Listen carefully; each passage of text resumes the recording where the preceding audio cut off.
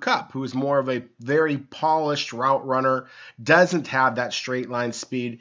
But what I saw the Rams do is use Reynolds a little bit more as that deep threat, not like Cooper Kupp. He did, even on a week-to-week basis, McVay did a nice job of kind of tinkering with the offense to put his players in the best position to be successful. Kind of back to your point, Scott. And that to me was one of the exciting things about that game, was that to me it felt like as the game went on, the Rams started to feature Todd Gurley a little bit more, and I was waiting for them to say, you know what, we're going to stop passing the ball for a little while. We're just going to run the ball and get the clock back on our side. And I guess in a way they did it. Obviously they were successful and they won the game. But to me, that's really, it kind of is a one game example of what you're saying about and what you saw with McVay at Washington. So that to me is a perfect example of just kind of illustrating how coaches do actually, put their players in best position to be successful. And then the other thing I really wanted to ask you about is, and I appreciate the fact that working as a consultant for clubs right now, that you may not be willing to share some of these names, but is there any coaches out there that you're intrigued by that if you I got to be careful. I can't answer that question. I understand, because that's one of the things I'm wondering about. But so I mentioned some of those college coaches before, just for my, just me, and I'm not going to say a bunch of NFL coaches because I don't know a lot of NFL assistant coaches, but some of the college head coaches that I've been intrigued by, as far as that they just, if we're going to stick with that thought process of you want to score points. I mentioned some of the coaches before, the Mike Leaches, the Lincoln Rileys of the world. I would be remiss if I didn't mention Dana Holgorsen at West Virginia. If I didn't mention David Cutcliffe at Duke. Some of the guys who, in my opinion at least, pretty consistently churn out either NFL prospects or I have a different level of understanding at the quarterback position, how to create points. And so I wouldn't be surprised if alongside the kind of the old school guys I've always been a fan of, like David Shaw at Stanford, guys like that. I wouldn't be surprised if those coaches are some of the players that maybe you might be considering, or that others throughout the league are going to be considering as we move forward. Well, the thing about it is, Rob, there's a lot of good coaches out there. Coordinators in the NFL, position coaches in the NFL, college head coaches, college coordinators. Yep. I think the way people are leaning, and again, it's going to change at some point, but it's a cycle that happens, is that people are thinking now offensive coordinator, yep. Offensive-minded coaches, offensive, because if you got to figure, if you get a head coach that's a quarterback coach, say Andy Reid, say Mike Holmgren, yep. Okay, then you get a coordinator, offense coordinator, of course, who's got a background with quarterbacks, and then you got the quarterback coach. That gives you a three-headed monster to help the guy out, because to be successful, especially as a young guy, you need a lot of guidance, coming from, college to the NFL, and, the play calling, the scheme, the whole situation. But there still have been good defensive coordinators that have been hired as head coaches that are successful. Yeah. But I think everybody's leaning right now, the way the league's going, towards the offensive-minded head coach, that's got a quarterback background. Yep. And that's I personally, I've been through three head coaches that I was with were defensive backgrounds, coordinators, players, all that stuff. And I've been through two that are offensive-minded. And, I've had more success with the offensive-minded head coaches just because it gives you another guy to put a game plan together with the staff that puts them in a situation to say, listen, we're going to score points. Interesting. Well, it's interesting, too. I almost wonder if, because you do seem like you have more of like a defensive-minded mentality, maybe the mix and match of you and more of an offensive-minded coach might be a little bit more of a complement to each other. I wonder if that's interesting. All right. Well, it kind of leads me to another point that I want to make sure that we talked about, and that is, unfortunately, we saw a horrific leg injury by Alex Smith, who, of course, you drafted all those years ago back with the San Francisco 49ers. And Alex is another quarterback that early in his NFL career, he had a couple of different offensive coordinators, head coaches whispering in his ear. He was one of those guys that did have to learn the hard way, so to speak. And they had lots of different people in his ear.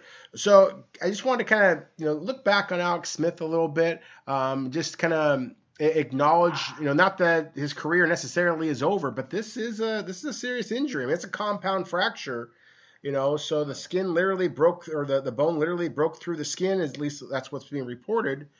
And then the spiral fracture in his leg. So basically, and this is potentially a year-long rehabilitation process, from what I understand, and he's 34.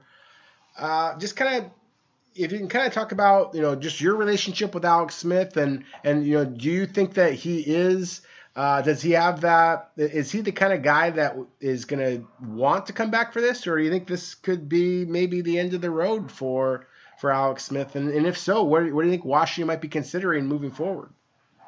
Yeah, the thing is, I can't comment on his career from the standpoint of coming back. That's his choice. From the standpoint of relationship, excellent. The sad thing happened to him in Washington was our first 5 years together, we had 5 coordinators, offensive coordinators. So every year he had something different in his ear. Thing is, he takes care of himself very well. Eating wise, sleeping wise, everything. He's got a chance to come back. Yeah, no, it's a gruesome injury. It's awesome, and I hate it happened to him.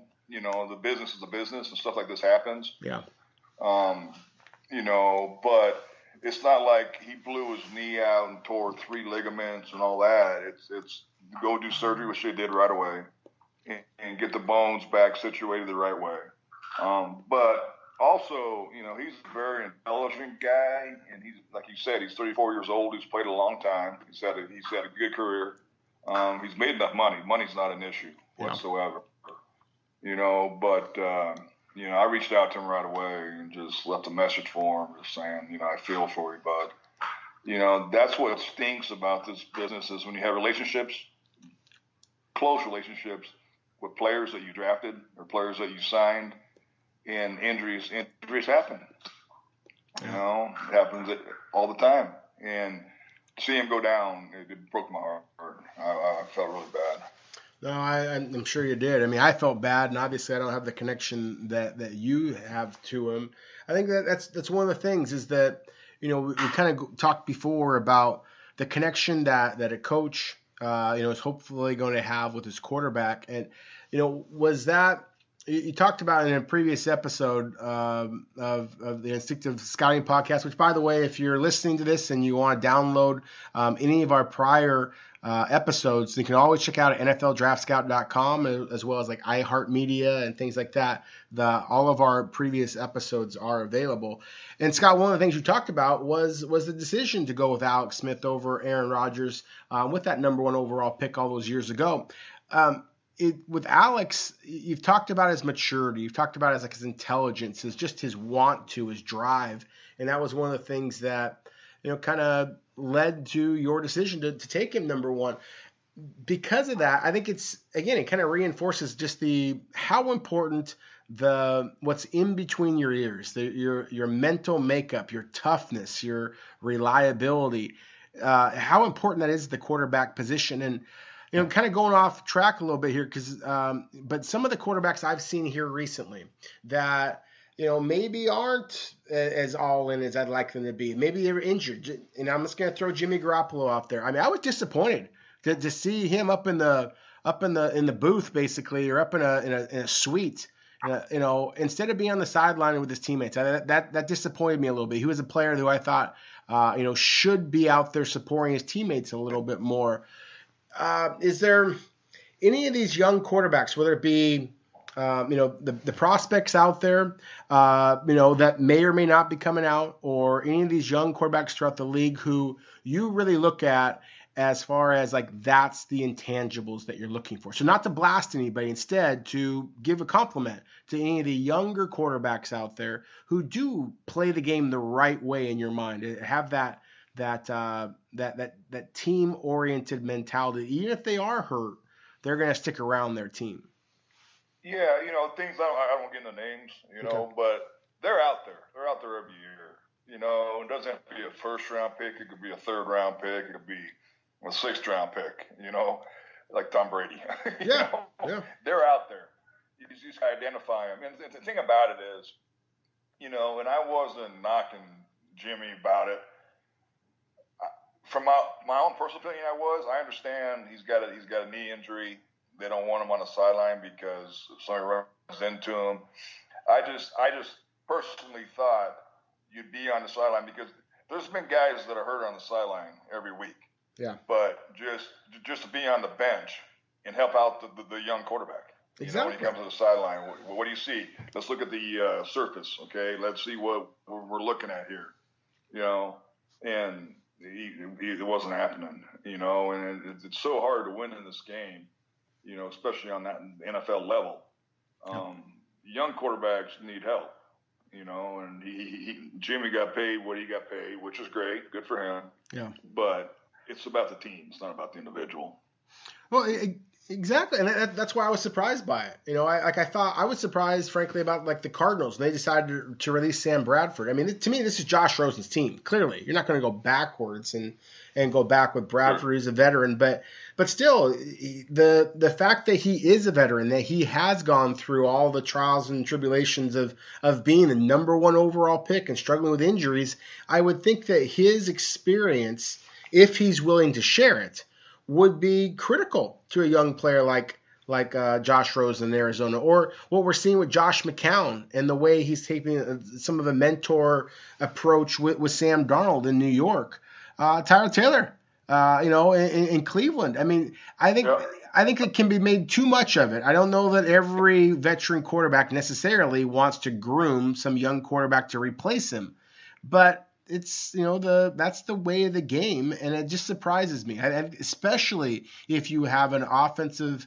or a head coach who maybe isn't offensive minded. I would think that it would be that much more critical to surround your young quarterbacks with some young or with some veterans that know the game. Well, yeah, no, it's totally accurate, And the funny thing was in Green Bay, when they took Aaron, everybody said, well, Favre's upset, Favre's mad. No, Aaron comes out to this day and will tell you the reason he is where he is because of what Brett Favre taught him. Not just talking to him in the locker room, not talking to him in meeting rooms, but proving what a football player looks like on a football field. Yeah. And you can have any kind of coach you want. They can't teach that. There's no example to show it.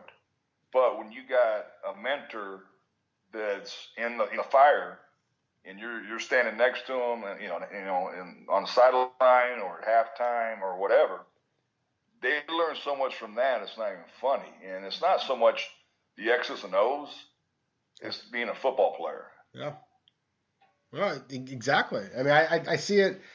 For listeners who don't know my background, I'm still a teacher. It's one of the things I teach, and I'm so passionate about football. I've kind of created this two different jobs for myself, but it's the same kind of thing inside a classroom. And there are times where students will tune me out because I'm the teacher. But if I can get one of those students to say the exact same message, then the students will listen to other students the same way a player will listen to other players sometimes after they start to maybe tune out those coaches or those teachers. So I just think that rings true because that's just kind of the young person's mentality. They definitely will listen to their peers sometimes even more than they would the people who are in charge, so to speak.